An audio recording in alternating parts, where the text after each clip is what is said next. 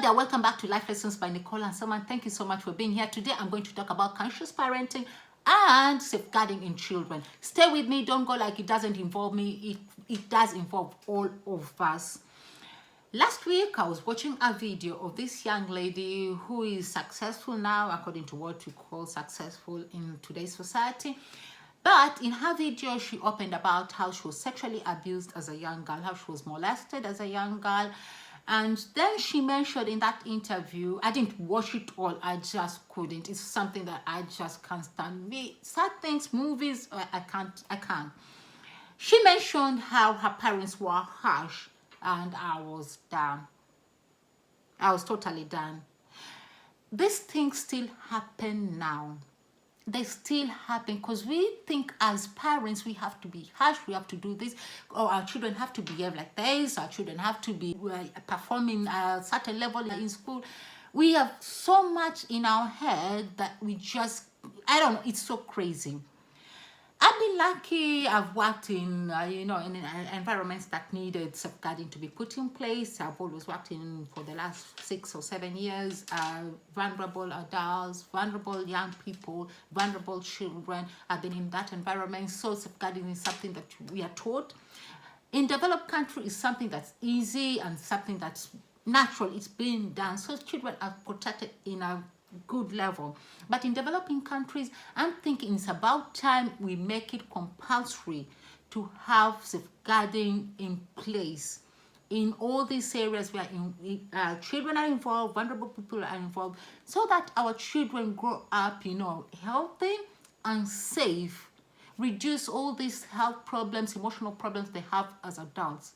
We have to let our children be able to express themselves, be able to open up to us. You'll be surprised, even right now, some people can't spot some form of abuse.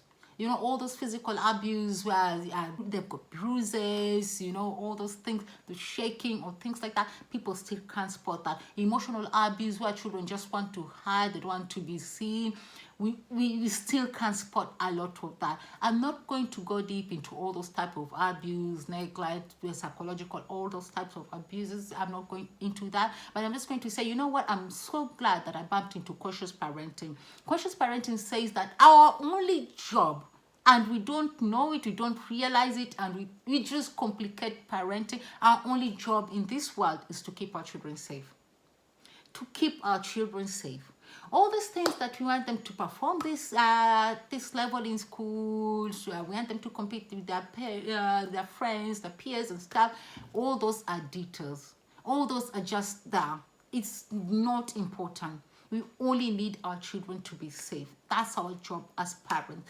And I keep on joking about our kids not coming with manuals and stuff. They need to come with manuals because they don't need a manual. They'll tell us what they need if they need to tell us, if they're in the age of telling us. But all we need to do is just protect them. End of story.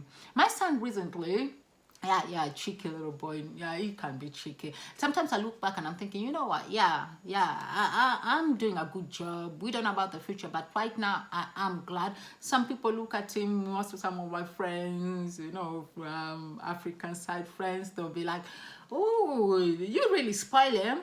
I'm like, okay. Sometimes I believe them that I do spoil him, but I don't in some ways. It's just that I let him express himself, I let him have a say, and I kind of ask him permission for some things. If I needed to travel, I would ask him, do you want to come? If he doesn't want to come, he doesn't want to come. I'm not gonna force him to come. You stay.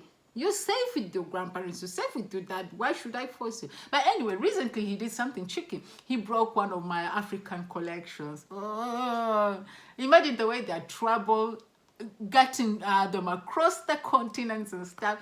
So he did break it. And he wasn't planning to tell me. He wasn't planning. So he formed a story that was convincing because he's really intelligent too. I started believing him. I know he's done it with just 2 of us. And you're thinking his story is actually legit. He was like, you know what? He probably just fell. It's like a stick kind of thing. And he's like, he just fell. And I'm like, how did he fall from that to there? He's like, oh, well, he tried to explain it in details how it could have happened. So I left it. But somehow I knew he's the one who's done it, right?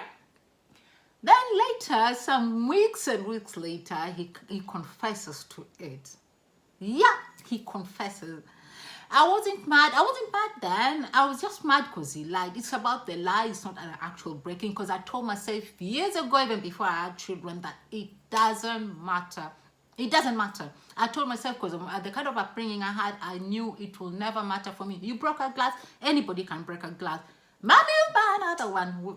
Where that came from, another one will come. Don't worry. You just tell me. In fact, he knows. If you break it, stay away from it. Tell me about it immediately.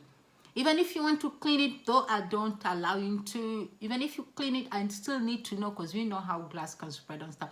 Tell me. If you break it, tell me. So I'm surprised about this African collection, why he didn't tell me. And I'm thinking, it makes you reflect a lot as a parent. It makes you reflect a lot. There's something that you're not quite doing right for him not to tell you. But anyway, it's just a reminder that, you know what, let's try and practice conscious parenting, and let's find a way of making safeguarding compulsory. We all need to learn about safeguarding so that we are spotted.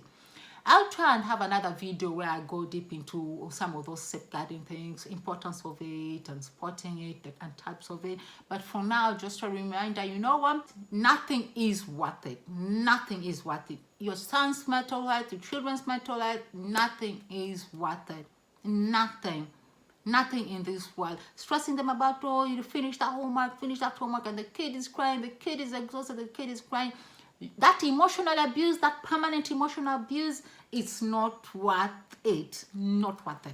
Anyway, that's it for today. If you haven't subscribed, please remember to and hit the like button if you did like the video. Also use the comment section to tell me some of the things you'd like us to talk about. That's it for today. Thank you and I appreciate you, and bye.